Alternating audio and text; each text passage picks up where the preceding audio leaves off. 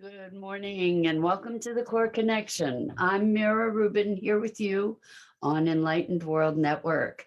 And today's topic is one foot in front of the other. And what we're going to be talking about is allowing life to lead when we're unsure, when we're uncertain, allowing life to unfold and direct us. So before we get started, though, let's take a minute or two to get present. Let's take a deep breath in through your nose and hold it. And imagine clean, crisp oxygen flooding into your lungs, flowing into your bloodstream, nourishing all your cells and your organs, and bringing vital life energy to your body and being. And as you exhale any tension, stress, negativity, fatigue. And now let's take another deep breath in through your nose and hold it. This time, imagine brilliant, bright light lighting you up from the inside out, illuminating, electrifying, and energizing all your cells, all your molecules, all your electrons. And as you exhale any remaining tension, stress, negativity, fatigue. And now let's just gently press our palms together and very softly rub your fingers against your palms. Feel that tickling, that tingling, that wonderful sensation, and allow that sensation to bring you present right here, right now, to this remarkable physical form that enables you to experience life. Welcome, welcome, welcome. Good morning. It is Monday and the 16th of May. It's tomorrow's election day. Make sure you get out and vote. Whatever your vote, make sure your voice is heard. And so we're talking about one foot in front of another. What is it of the other? What does it look like when we're uncertain, when we're unsure of how to proceed in life, when we're unsure of what our next steps are? And or maybe we're overcome with grief, or maybe we're overcome with fear or despair or any kind of emotion, and really just overwhelmed. What we can do is just simply put one foot in front of the other. And I think in order to do that, it requires a level of trust and faith or confidence that there's some greater force at work. And that if we can allow ourselves to follow the direction of our calling, to be putting one foot in front of the other and allow whatever is unfolding, and then be responsive to that unfoldment. Good morning, Rosalind. Good afternoon, Pat. Wonderful to have you guys with us this morning and your afternoon, Pat.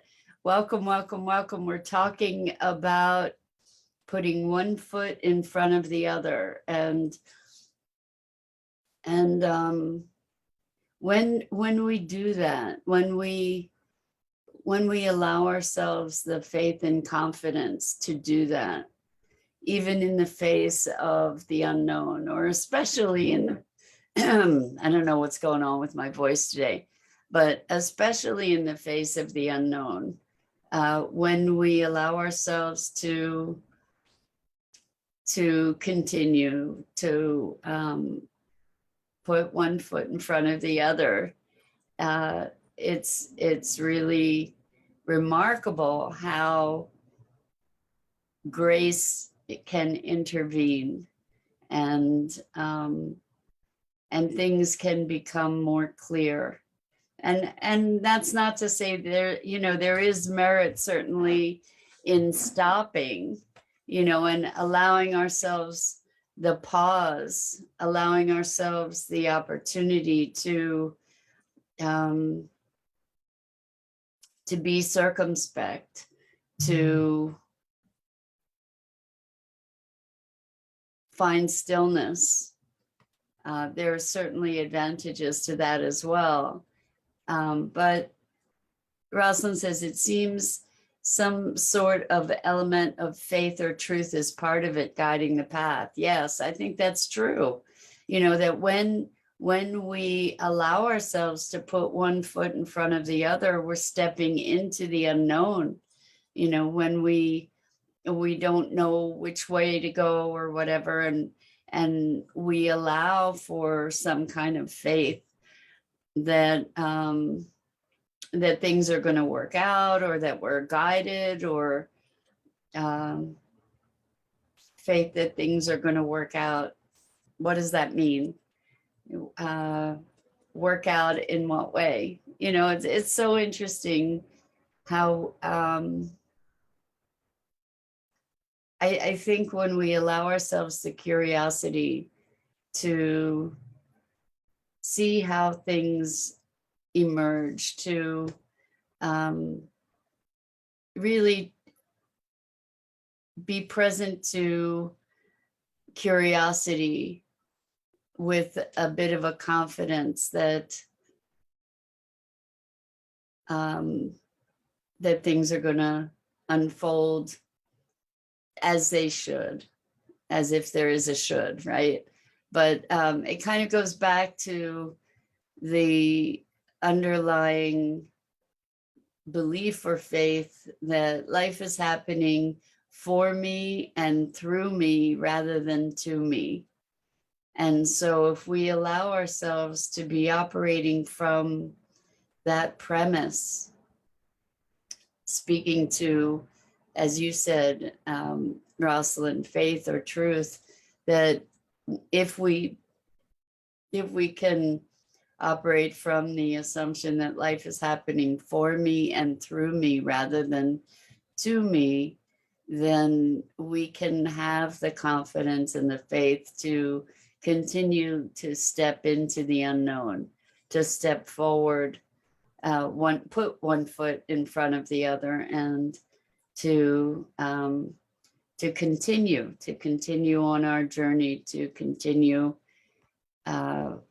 even in the face of uncertainty. And there's a certain adventure that is part of that too, you know, to say, I wonder what's going to happen next. You know, I wonder how this is going to play out, instead of projecting our worries and fears forward. Good morning, Lisa. So good to have you here with us this morning. We're talking about putting one foot in front of the other. And I'm not talking about plodding forward. I'm talking about being present to stepping into possibility. Yeah, I think that so often, you know, it's times of heightened uncertainty that we might even feel more alive. And we might feel more alive because of that uncertainty, because we're unsure, because we don't know how things are going to play out. So there's maybe a heightened sense of presence.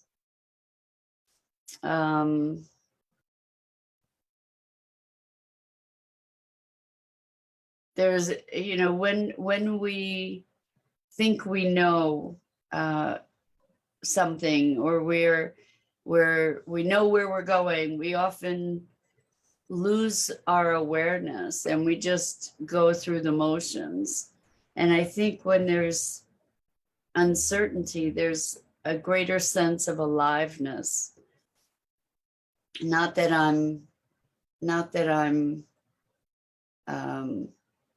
advocating that state, although we can take uncertainty into a place where we don't have fear, right? Because then life becomes an ever unfolding adventure. If we're present to uncertainty, if we can be curious about life, then there's a greater sense of engagement, right?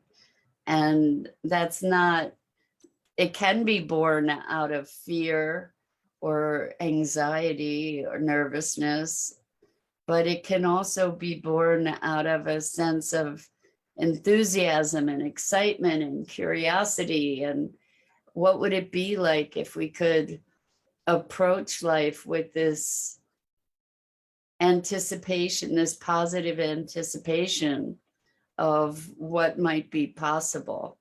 You know, like what, going to the grocery store, what kind of wonderful adventure am I going to have? You know, so this positive expectation that is in its way putting one foot in front of the other instead of trying to go directly to the end goal, right? Like, I'm just thinking, for instance, of grocery shopping. You know, when we think about going grocery shopping, I don't know about you, but typically when I think about going grocery shopping, I think about, okay, what am I going to get? I go grocery shopping and then I come home and then I unpack the groceries. And, you know, like that's the whole of the experience. And when the focus is on, you know, getting the groceries, getting them home, getting them unpacked, then I miss out on the experience of the process. And we've talked about how life itself is the process itself. Life is the process. It's not having the groceries. It's the whole process of thinking about getting the groceries, going the voyage itself to get the groceries, the shopping for the groceries, the discovery of whatever is there that you hadn't discovered before, the encounters that you have. It was so interesting. I went grocery shopping the other day to a store that I don't often go to.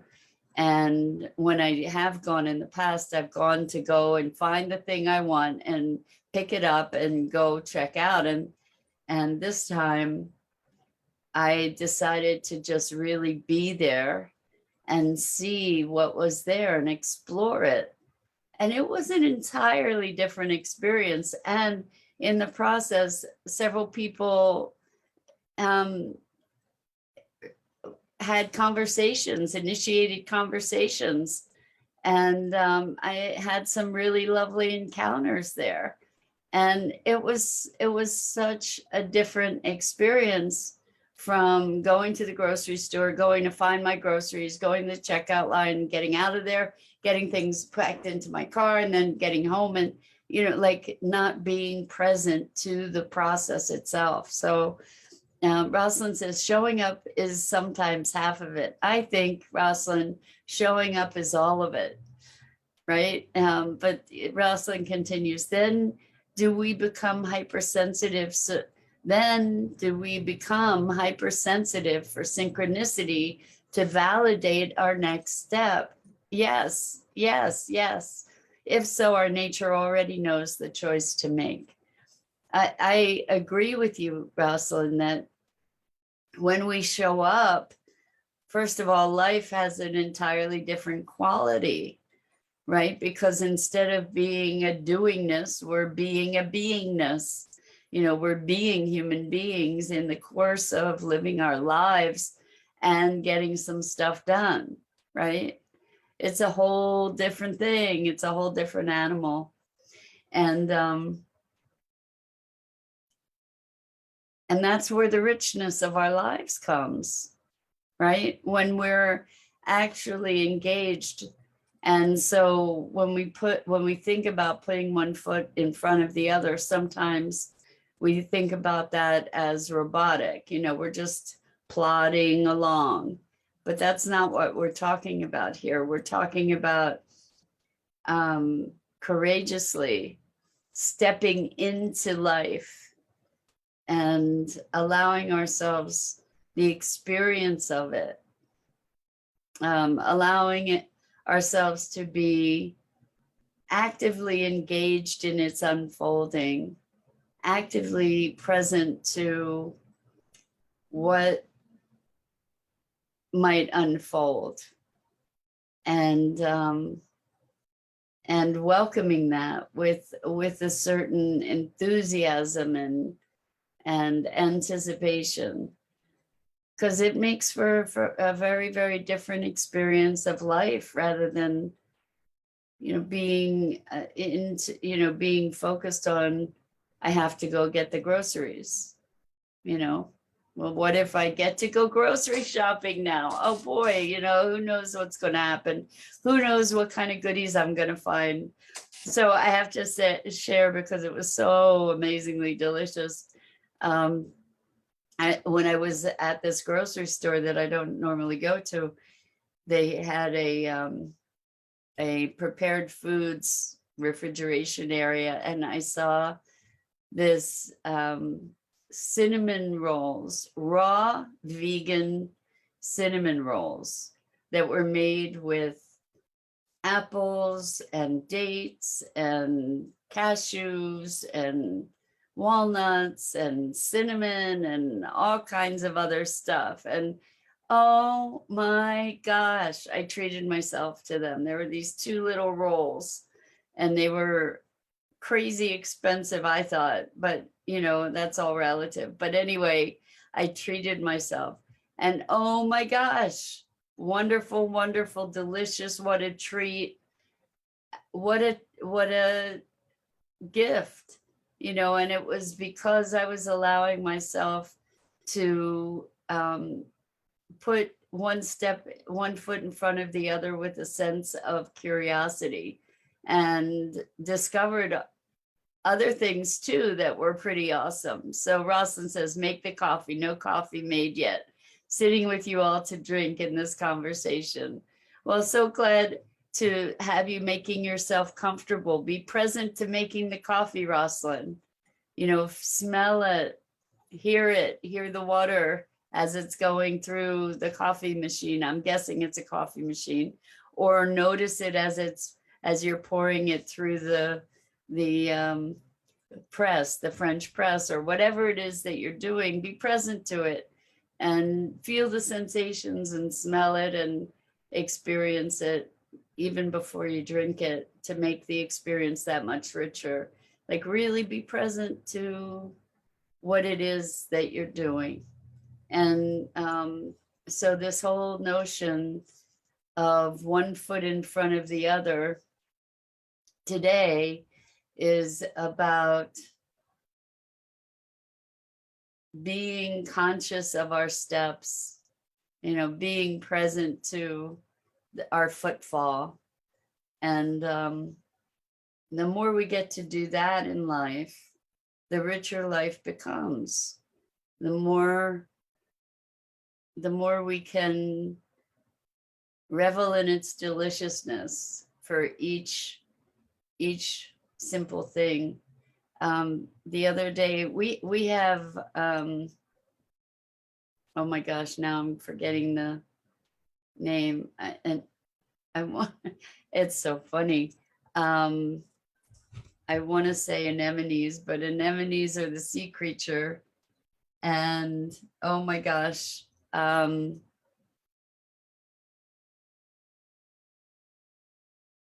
it's so funny. I can't remember the name of this flower at the moment. Maybe you can divine what I'm trying to say. Anyway, these gorgeous, gorgeous flowers. I adore these flowers. They're just so delicate and beautiful. And azalea, no, they're not azaleas. Anyway, they open up big and beautiful, and they bloom every year in my backyard. And they are the highlight, one of the highlights of my living where I do, because every year they just come out and light up the whole property. They light up my heart. I can't even tell you. So anyway, these gorgeous flowers are starting to come up. Like they came up and we had a bunch of rain and they just came up out of nowhere. And the buds are these beautiful bulbs. You know, they're just like these round, vibrant, colorful little balls. Not so little, maybe about this big. And then when they open, they just burst forth and they're incredible. And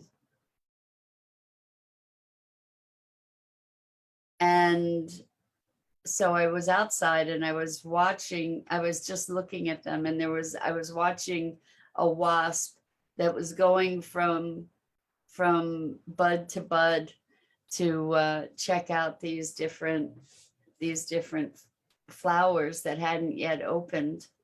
And I was just entranced.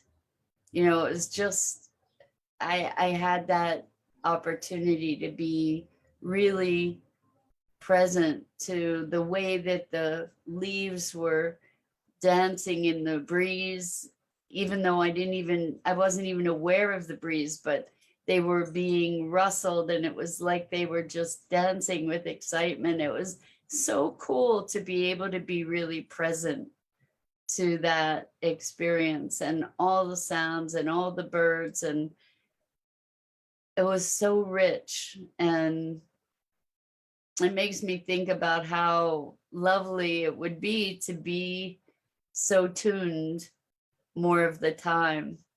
So Rosalind says, espresso stovetop kettle. Did you use the air fryer yet? I have used the air fryer and I'm still perfecting my technique. There's a learning curve on it for sure.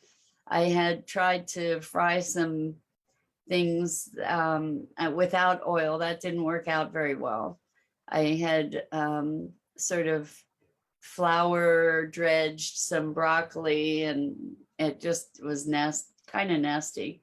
And then I got an atomizer for oil, and also a silicone perforated sheet to put in the bottom of the air fryer so that it would be easy to clean. And I did some cauliflower that came out better. And I'm making progress. So if you guys have any air fryer tips, that would be great. I'd really appreciate them. But anyway, so adventure and curiosity. I'm just looking up something to see if I can find this flower.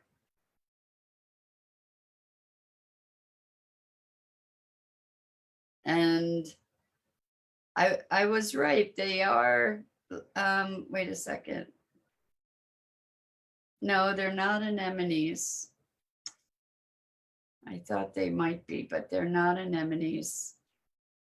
Anyway, I'm going to remember as soon as, thank you, Lisa. I thought it was an anemone, but it's not. I'm going to remember as soon as we're done this morning, I'm sure. But anyway, when we allow ourselves to consciously put one foot in front of the other, when we consciously allow ourselves to step into the richness of life, there's such vitality and joy and discovery that's available to us. Wonder, joy, beauty, all that great stuff when we allow ourselves to be present to putting one foot in front of the other. Good morning, Veronica. Welcome. So good to have you here with us. I don't recognize your name. If you've been here before, I welcome you back. And if it's your first time, great to have you. Today we're talking about one foot in front of the other. And, so we're talking about the positivity of putting one foot in front of the other. And sometimes that's the very best we can do. Sometimes, okay, well, great to have you here with us, Veronica. I hope you join us again on a regular basis. You're always welcome here. So talking about sometimes, when life is really challenging, the best we can do is put one foot in front of the other. And that can be a profound act of courage also. And so I want to acknowledge that sometimes it takes courage to just keep going. And there's lots of reasons for us to be in despair, and we get to choose otherwise. We get to choose vitality and possibility, and we get to be active creators of our experience, of our lives, and of our experience. And so I think that's it for this morning. Tomorrow is voting day, at least here in Pennsylvania. So get out and vote, make your voices heard. And that's it for this morning. I'm Mira Rubin. This is the Core Connection.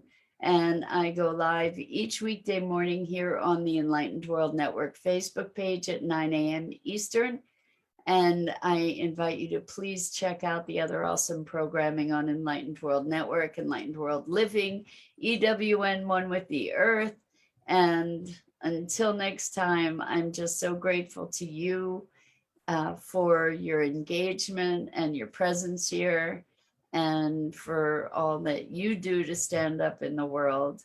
And so much love. Until next time.